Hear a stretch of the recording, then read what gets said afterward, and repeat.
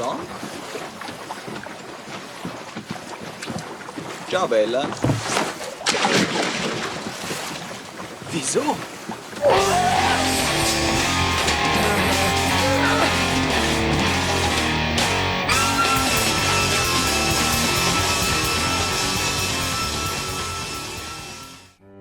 Paul, de Funny Games, fait paraître tous les autres méchants comme des héros à côté de lui. Non seulement il détruit ses victimes sans aucune raison, mais il se moque aussi du spectateur et le transforme en complice de chaque meurtre.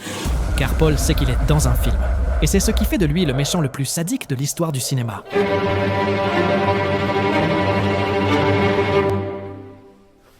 Imagine-toi en vacances avec ta famille, dans une maison paisible. Soudain, un jeune homme entre pour demander des œufs.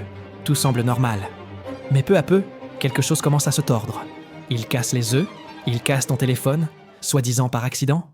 Et puis surgit le personnage le plus ignoble, sadique et macabre de l'histoire du cinéma. Oui, ils sont deux, Paul et Peter. Mais c'est le duo classique où l'un est soumis et l'autre est le meneur. Qui est le pire? Paul, sans aucun doute. Celui qui contrôle le film. Car oui, il ne sait pas seulement qu'il est dans une fiction, il joue avec cela. Mais nous en reparlerons plus tard. Le duo commence à prendre des libertés excessives, mais toujours sous un masque de politesse et de courtoisie. C'est progressif, lent, mais avant même que tu ne t'en rendes compte, Paul a déjà brisé la jambe du père de famille, sans élever la voix, sans perdre son calme. Comme s'il jouait. À ce moment, nous comprenons que ce qui va suivre sera inévitable et dévastateur. Le réalisateur du film, Michael Haneke, n'a jamais voulu que Funny Games soit un divertissement. Au contraire, il l'a conçu comme une attaque directe contre le spectateur, contre toi. Car au fond, Paul et Peter ne sont pas de simples méchants. Ils sont le reflet de notre fascination pour la violence à l'écran. Haneke savait que le public consomme la mort, la douleur et la cruauté comme un spectacle. Et c'est pourquoi il a créé deux personnages qui ne se contentent pas de torturer une famille, mais qui torturent aussi le spectateur. Chaque fois que Paul regarde la caméra, il ne brise pas le quatrième mur, il le pulvérise. Il te pointe du doigt, il t'implique, il te rend complice. Pourquoi continuons-nous à regarder alors que tout nous pousse à détourner les yeux? Voilà la véritable violence du film. Il se moque de nous. Par moments, nous croyons qu'il y aura peut-être une échappatoire, que les personnages pourraient être sauvés parce que le film n'arrête pas de nous le faire croire. Mais non, Haneke ne t'offre aucune catharsis, aucune justice, aucune rédemption. Seulement de l'inconfort, de l'impuissance, du vide et de la culpabilité. Et dans ce miroir sombre, tu découvres que ce qui est le plus perturbant, ce ne sont pas les assassins, mais ton propre regard, incapable de se détourner. Paul n'est pas un méchant comme les autres. Il ne crie pas, il ne montre pas de haine, il n'a pas besoin de se justifier. Son pouvoir réside justement dans le contraire, dans le calme. Dans la froideur d'un personnage qui agit comme si ce qu'il faisait n'avait aucune conséquence. Et c'est là qu'il devient terrifiant. Car tandis que la plupart des antagonistes du cinéma ont un motif, vengeance, argent, pouvoir, Paul n'a rien de tout cela. Il ne veut rien. Il n'a besoin de rien. La seule chose qu'il cherche, c'est à jouer. Dès son apparition, son comportement déstabilise. Ses gestes sont impeccables. Son ton de voix est poli. Son sourire tranquille. Il s'excuse, remercie, reste courtois. Et pourtant, chaque mot est une arme. Cette contradiction entre la bienveillance apparente et le sadisme absolu est ce qui fait de lui une figure impossible à classer. Ce n'est pas un psychopathe furieux, ni un tueur froid en quête d'efficacité. C'est un joueur. Quelqu'un qui s'amuse de la souffrance des autres comme d'un simple passe-temps. La relation avec Peter, son compagnon, le souligne encore plus. Peter semble le suivre, plus maladroit, plus hésitant. Paul, en revanche, est le metteur en scène. C'est lui qui donne le rythme, qui décide quand accélérer et quand ralentir. C'est lui qui contrôle non seulement la famille, mais aussi le spectateur lui-même. Car chaque fois qu'il brise le quatrième mur, Paul rappelle que ce que nous voyons n'est pas seulement une fiction. C'est un pacte avec le public. Et lui seul en connaît les règles. Le plus troublant, c'est que Paul ne change jamais de registre. Il peut briser un os, humilier un enfant ou planifier un meurtre. Et il le fait avec le même ton détendu que s'il parlait de la météo. Cette indifférence absolue est l'essence de son sadisme. Il n'a pas besoin d'élever la voix pour montrer son pouvoir, car il sait qu'il a tout sous contrôle. Paul incarne une vérité brutale. Le mal ne se manifeste pas toujours avec des cris, du sang et de la fureur. Parfois, il apparaît avec un sourire poli, une voix douce et une courtoisie plus venimeuse que n'importe quelle insulte. Ce masque de normalité est ce qui fait de lui le méchant le plus sadique du cinéma. Car il ne détruit pas seulement une famille à l'écran, il détruit aussi la sécurité du spectateur, prouvant que la violence peut surgir du visage le plus aimable.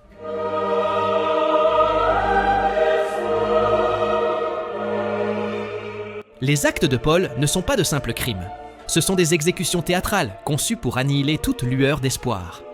Il ne se contente pas de la violence physique, il transforme chaque instant en humiliation. Il oblige une famille entière à participer à des rituels macabres, sachant que l'issue sera toujours la même, la défaite totale. Son sadisme se mesure dans des détails insupportables. Il déshabille la mère devant son fils.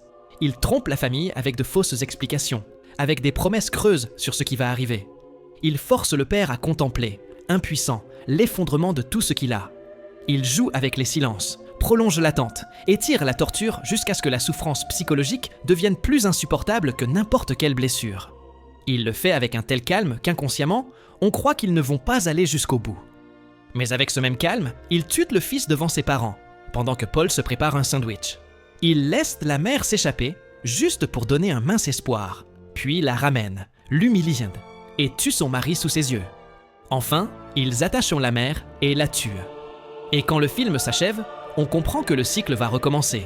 Le plus atroce, c'est qu'il ne concède même pas la dignité de la tragédie.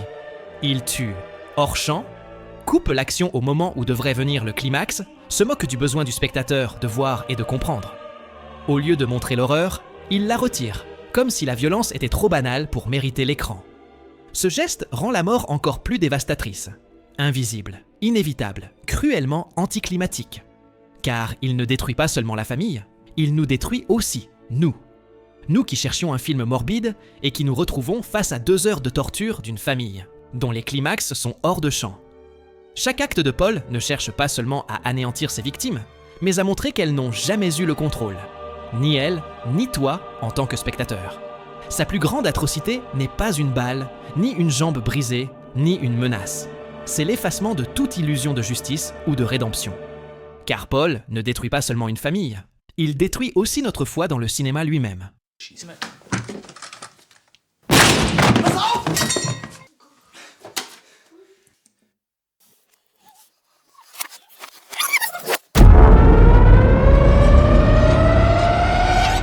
Dans la plupart des films, quand la victime obtient un coup de chance, le spectateur respire.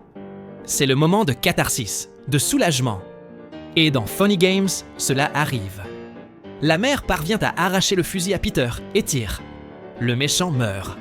La justice semble arriver. Mais alors, Paul fait quelque chose d'impossible. Il prend une télécommande et rembobine le film, comme si le temps n'existait pas, comme si tout n'était qu'un jeu qu'il domine. Et ce que nous avions vu disparaît. Le meurtre de Peter est annulé. L'espoir est effacé.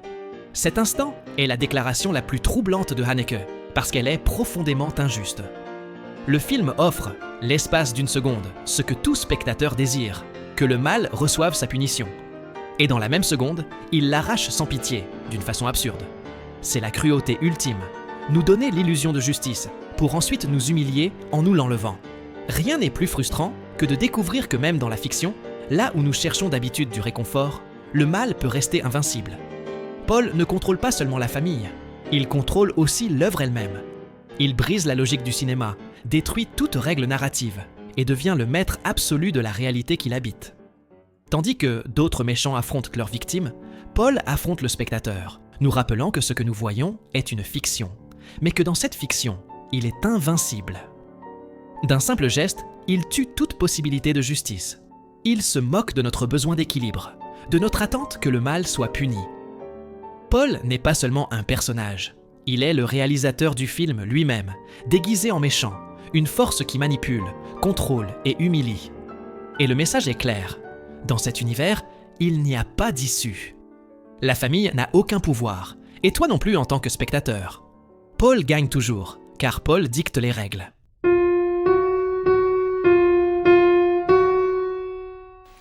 Ich hab gedacht, Warum tun sie das? Dicky, warum tust du das? Quand le père de famille demande aux psychopathes pourquoi ils font cela, Paul donne une réponse cliché. Il dit que Peter a été abusé dans son enfance, qu'ils sont toxicomanes et qu'ils tuent pour de l'argent. Mais ce n'est évidemment qu'une moquerie, une torture psychologique. La véritable réponse est aussi perturbante que dévastatrice. Il n'y en a pas. Il ne cherche pas d'argent, pas de vengeance, pas même de plaisir sexuel. Paul n'a aucun objectif concret. Il fait le mal simplement parce qu'il le peut. Et cette absence de motif est ce qui fait de lui le méchant le plus terrifiant de tous. Cela ne lui procure même pas vraiment de plaisir, ou si peu, mais il trouve préférable de tuer que de ne pas le faire. Au cinéma, nous sommes habitués à trouver une logique au mal. Même le psychopathe le plus sanguinaire a généralement un passé traumatique, une obsession ou un désir tordu qui l'explique. Avec Paul, il n'y a rien de tout cela. Sa violence ne naît pas d'une blessure ni d'une cause, mais du vide. Il tue, humilie et torture parce qu'il joue. Et le plus inquiétant, parce que quelqu'un, nous, le regardons. Cet absurde absolu engendre une impuissance totale. Comment vaincre quelqu'un qui ne veut rien ? Tu ne peux ni négocier, ni raisonner, ni le comprendre. Paul est un trou noir moral qui absorbe toute tentative de justification. Il se moque des parents quand ils exigent une explication, lance des réponses ambiguës, invente de faux motifs juste pour les troubler. Et à la fin, il le dit clairement. Il n'y a pas de raison. Le mal existe en soi.